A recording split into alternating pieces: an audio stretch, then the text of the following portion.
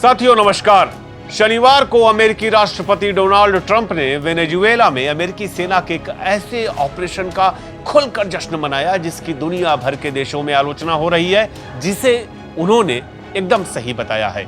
इस ऑपरेशन में special forces का हमला, हवाई हमले और नौसेना की तैनाती शामिल ही हुई है।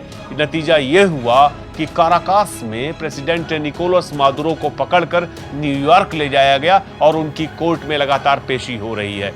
टैक्टिकल नजरिए से यह मिशन पूरी तरह सफल रहा। अमेरिकन अधिकारियों ने भी पुष्टि की है कि कोई भी अमेरिकी सैनिक इस पूरे ऑपरेशन में मारा नहीं गया है। लगभग 2 घंटे 38 मिनट तक चले इस ऑपरेशन के बाद वेनेजुएला के प्रेसिडेंट को सत्ता से हटा दिया गया और अमेरिकी हिरासत में ले जाकर के मैनहट्टन के कोर्ट में प्रस्तुत किया जा रहा है। ट्रंप जो ताकत के खुले प्रदर्शन को अहमियत देते हैं, उनके लिए यह एक ऐसा ऑपरेशन था जिसके तुरंत नतीजे मिले, लेकिन राजनीतिक तौर पर यह कहीं उससे ज्यादा खतरनाक स्थिति में उन्हें डाल सकता है। आइए हम समझते हैं कि यह कैसे हुआ। सालों से ट्रंप ने अमेरिका की कभी न खत्म होने वाली लड़ाइयों के विरोध के आधार पर अपनी लोकप्रियता बनाई थी। आपको याद होगा कि जब ओबामा की सरकार थी तो वो लगातार अफगानिस्तान पर जो अमेरिका का इन्वेजन था उसको लेकर आलोचना करते थे। उन्होंने बार बार इराक पर हमले की निंदा की और इसे एक बड़ी गलती बताया। साथ ही अपनी विदेश नीति को उस चीज के विरोध के रूप में पेश किया जिसे वह और उनके समर्थक नियोकॉन वॉर कहते हैं। अमेरिकी नेता ने शांति दूत बनने का वादा करके सत्ता में वापसी की थी, लेकिन बाद में वह कई मोर्चों पर लगातार लड़ भी रहे हैं और नोबेल शांति पुरस्कार की भी मांग कर रहे हैं। अमेरिका के लिए आजाद और संप्रभु देशों की घरेलू रणनीति में दखल देना कोई नई बात नहीं है। पिछले 120 सालों में लगभग 35 विदेशी नेताओं को जबरन हटाने के लिए व्हाइट हाउस जिम्मेदार रहा है। विशेषज्ञ इसे विदेशी थोपा हुआ शासन परिवर्तन या फिर FIRC यानी कि फर्क कहते हैं। अगर विशेषज्ञों की माने तो दुनिया भर में जबरन सत्ता परिवर्तन के लगभग 1/3 मामलों में 10 साल के अंदर गृह युद्ध हो जाता है।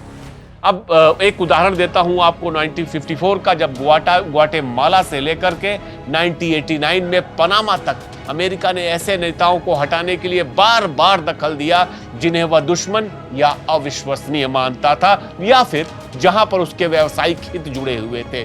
सिर्फ ग्वाटेमाला में ही उसने 1 साल में 3 नेताओं को हटाने में मदद की, जिससे दशकों तक वहां पर अस्थिरता और हिंसा फैलती रही। इराक में सद्दाम हुसैन के सुरक्षा तंत्र को खत्म करने के लिए लाखों हथियारबंद लोग बेरोजगार हो गए।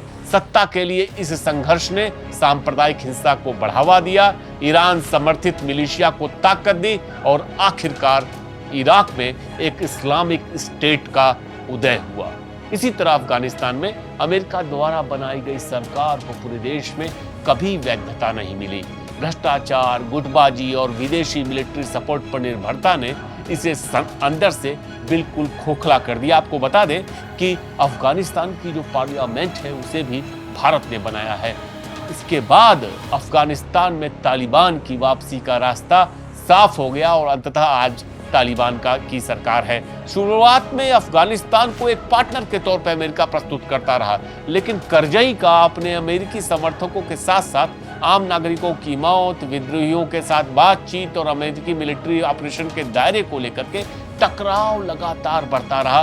समय के साथ जो ये रिश्ता था खुलकर दुश्मनी में बदल गया। माने करजई खुद अपने देश में नापसंद किए जाने लगे।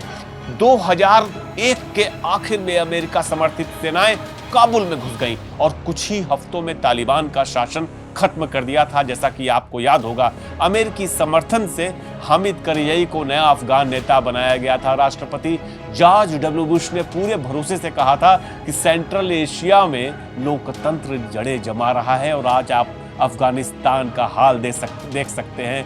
2 दशक बाद तालिबान उतनी ही तेजी से सत्ता में वापस आया और वहां पर पूरी तरह से शरिया कानून लागू कर दिए गए।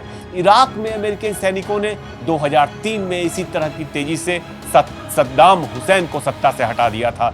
वाशिंगटन ने एक लोकतांत्रिक बदलाव का वादा किया था, लेकिन एक लंबे समय तक चली बगावत सांप्रदायिक गृह युद्ध, क्षेत्रीय अस्थिरता और तथाकथित इस्लामिक स्टेट का उदय हुआ। ये वो नतीजे हैं जो आज भी मिडिल ईस्ट को पूरे प्रभावित कर रहे हैं। जब अमेरिका दुनिया को फिर से व्यवस्थित करने का फैसला करता है तो उसकी शक्ति का एक जाना पहचाना पैटर्न होता है। इसी ऐतिहासिक पृष्ठभूमि में डोनाल्ड ट्रंप के ताजा विदेशी दखल को समझा जाना चाहिए।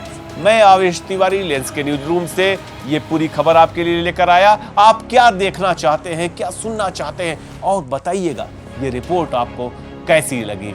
धन्यवाद।